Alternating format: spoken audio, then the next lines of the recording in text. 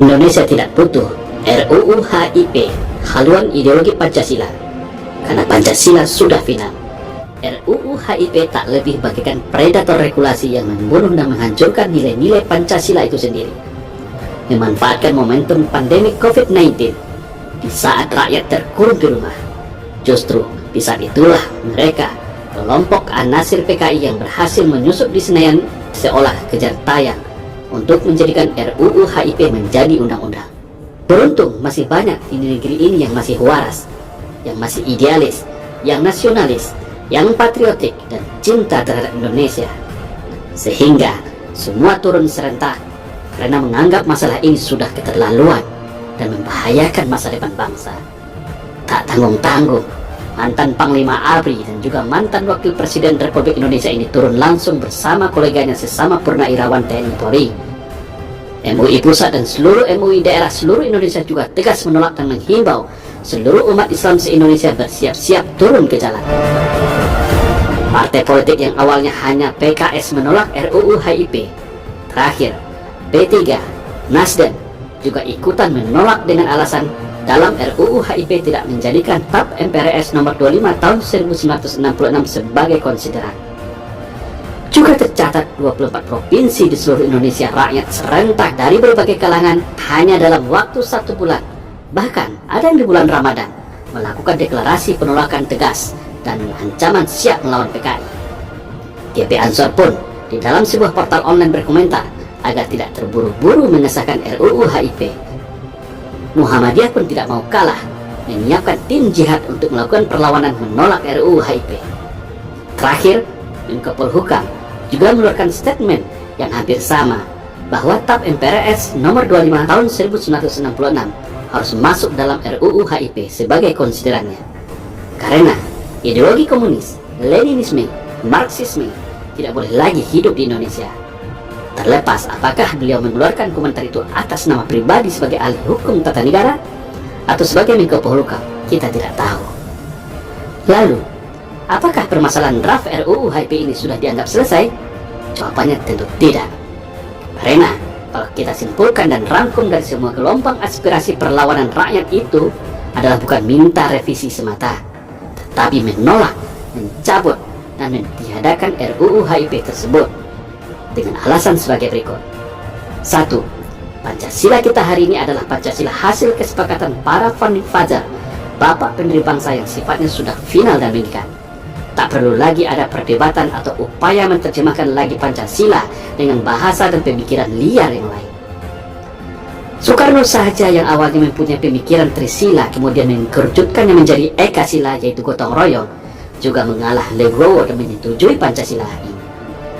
Begitu juga Muhammad Yamin, Ki Haji Bagus, Muhammad Hatta, semua yang tergabung dalam PPKI, Panitia Persiapan Kemerdekaan Indonesia, Ki Haji Bagus dan konsepsi Piagam Jakarta, yaitu ketuhanan yang mewajibkan menjalankan syariat Islam bagi pemeluknya, semuanya sama-sama mengalah dan setuju dengan Pancasila hari ini. Lalu, kok ada satu kelompok yang sok merasa lebih hebat dan lebih tahu mengganti Pancasila? Bahkan hal ini diperkuat lagi dengan pidato Bung Karno pada HUT RI 17 Agustus tahun 1961 yang mengatakan bahwa proklamasi pembukaan Undang-Undang Dasar 1945 dan Pancasila adalah satu kesatuan yang tidak bisa dipisahkan sebagai identitas dan bentuk negara Indonesia. Ibarat proklamasi adalah bapak, pembukaan Undang-Undang Dasar 1945 dan Pancasila adalah anak-anaknya. Mengotak-ngatik ini sama saja mengotak-atik bentuk negara Indonesia yang merdeka 17 Agustus tahun 1945.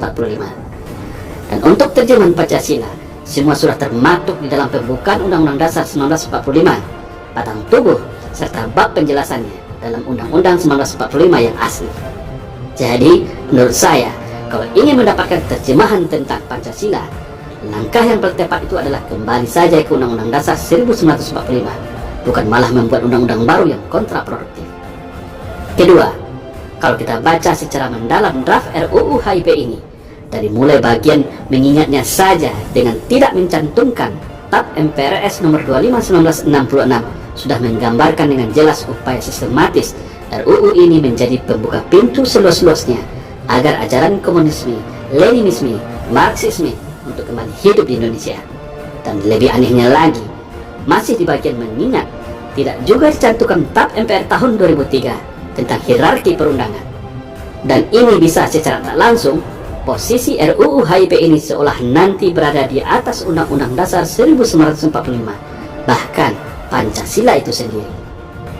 Pokok inti inilah yang sebagian pakar hukum tata negara menyebutnya sebagai kudeta ideologi negara.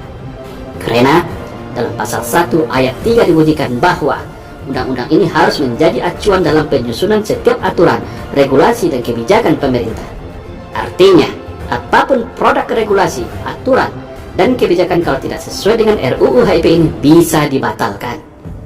Kalau kita simpulkan, setelah aliran komunis, Leninisme, dan Marxisme sudah hidup kembali, lalu mereka masuk ke dalam lingkaran kekuasaan, maka dengan mudah menggunakan dasar hukum versi RUU HIP ini mereka akan mengacak-ngacak kehidupan beragama, simbol agama, identitas agama, bahkan ritual ibadah umat beragama pun akan mereka atur secara represif atas dasar bahasa manis toleransi, kebudayaan, dan sosial demokrasi yang tercantum dalam RUU HIP.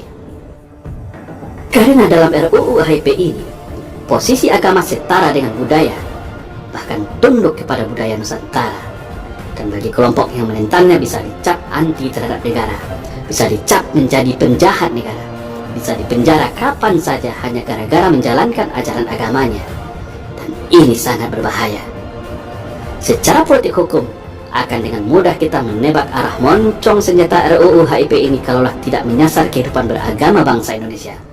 Karena sejatinya, komunisme itu sangat anti agama, benci terhadap agama, dan lebih ekstrimnya, tidak lagi beragama alias anti Tuhan.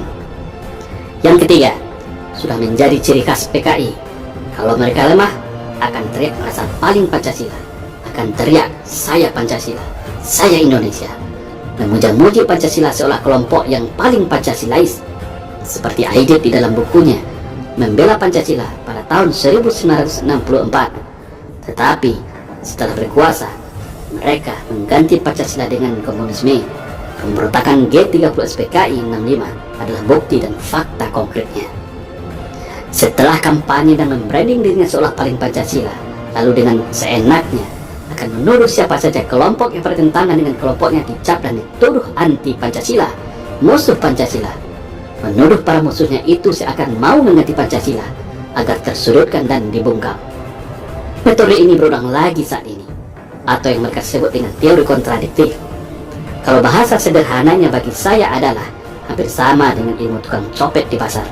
Sebelum ketahuan mencopet, maka teriak duluan menuduh orang lain tukang copet, alias maling teriak maling. Lalu, apa bedanya dengan hari ini? Teriak seolah paling Pancasila, ternyata ujungnya mau mengganti Pancasila dengan Ekasila, dengan alibi dan argumentasi tak masuk akal. Ujung-ujungnya, agenda PKI gaya baru juga di belakang semuanya, yang belum juga bertobat dan tetap ingin menjadikan Indonesia menjadi negara komunis. 4. Sulit menerima kalau RUU HIP ini adalah sebuah skenario tak sengaja, seperti kasus minyak air keras ke wajah petugas KPK Novel Baswedan, atau salah input, atau salah ketik, seperti pada beberapa kejadian aneh sebelumnya di negeri ini. Untuk itu, semua pihak harus menelusuri, menginvestigasi siapa aktor kelompok yang merancang ini semua, lalu dibuka kepada publik seluas-luasnya, agar seluruh masyarakat tahu siapa dan kelompok mana yang menjadi pengkhianat di negeri ini, dan secara diam-diam mau mengganti ideologi negara, serta menghidupkan kembali komunisme di Indonesia. Dan mereka semua wajib dihukum seberat-beratnya, kalau perlu sampai pada hukuman pidana mati, karena bisa diduga sebagai pengkhianat negara. Jangan anggap remeh permasalahan ini.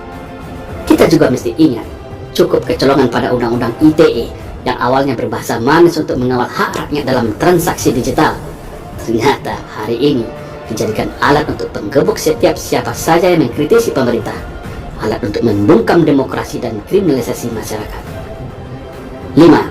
Secara geopolitik nasional dalam lingkungan strategis global, kita juga dapat menangkap urgensi dari perspektif kejar tayang pengesahan RUU HIP ini dalam masa pandemi. Ini semua bisa kita kaitkan dengan konflik dunia yang terjadi saat ini antara Amerika dan China. Korelasinya adalah China saat ini sedang dikepung Amerika dengan sekutunya. China tentu butuh teman atau koalisi tandingan juga. Indonesia adalah salah satu sasaran China untuk mendapatkan dukungan penuh. karena Cina merasa telah di atas angin terhadap pemerintah Indonesia terkait hutang dan investasi. Namun, masih terkendala dalam hal sekat ideologi antar negara. Cina sebagai negara komunis akan sulit diterima rakyat Indonesia. Makanya, perlu upaya legal hukum bagaimana secara ideologis Indonesia dapat secara utuh dan total di bawah ketiak Cina, dan Indonesia menjadi sekutu pendukung Cina selagi rezim hari ini berkuasa. Dari penjelasan singkat beberapa hal di atas dapat kita simpulkan bahwa 1. Rakyat Indonesia melalui DPR dan MPR dan Presiden wajib hukumnya mencabut, menolak, dan mentiadakan RUU HIP ini karena syarat dengan kepentingan komunis serta dapat memporak-porandakan keutuhan NKRI. Mari kita catat bersama, simpan nama-nama yang selama ini teriak seolah paling Pancasila, teriak PKI itu tidak ada, teriak dan mendukung RUU HIP ini, maka mereka itulah yang patut diduga sebagai otak kerusakan negara hari ini. Para antek-antek PKI yang ingin berupaya merubah Indonesia dan membunuh Pancasila. Lihat wajah mereka dan kelompoknya, tak peduli apa pangkat, jabatan, dan status sosialnya. Kedua, Pancasila sudah final. Indonesia tidak butuh terjemahan lagi berupa HIP yang kontraproduktif. Pancasila final menjadi falsafah dan alat pemersatu bangsa. Pancasila adalah jalan tengah agar Indonesia tidak ditarik ke kiri atau ke kanan. Indonesia bukan negara agama, tetapi juga bukan negara anti agama. Tapi Indonesia adalah negara yang beragama, di mana agama bisa dijadikan sebagai sumber hukum kehidupan berbangsa dan bernegara. Karena Pancasila adalah kristalisasi dari nilai kebaikan yang berasal dari rahim nilai luhur bumi Nusantara, sedangkan agama adalah sumber dari segala sumber kebaikan itu.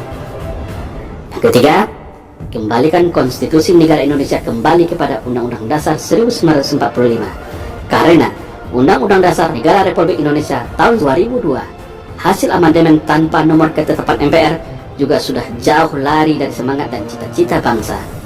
Undang-Undang Negara Republik Indonesia tahun 2002 hari ini cacat konstitusi, cacat azas, dan sangat liberal yang merugikan bangsa Indonesia. Semoga insiden RUU HIP ini kedepannya menjadikan kita semua bertambah waspada, merapatkan barisan, karena terbukti sudah musuh negara ini sudah berada di mana-mana, bahkan bisa saja sudah masuk pusaran kekuasaan istana dan Senayan.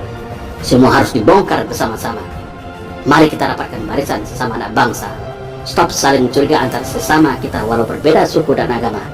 Mari kita kembalikan jati diri bangsa kita menjadi bangsa yang bermartabat, bangsa yang terhormat, suka tolong menolong, masyarakat yang baik, ramah, dan saling tenggang rasa.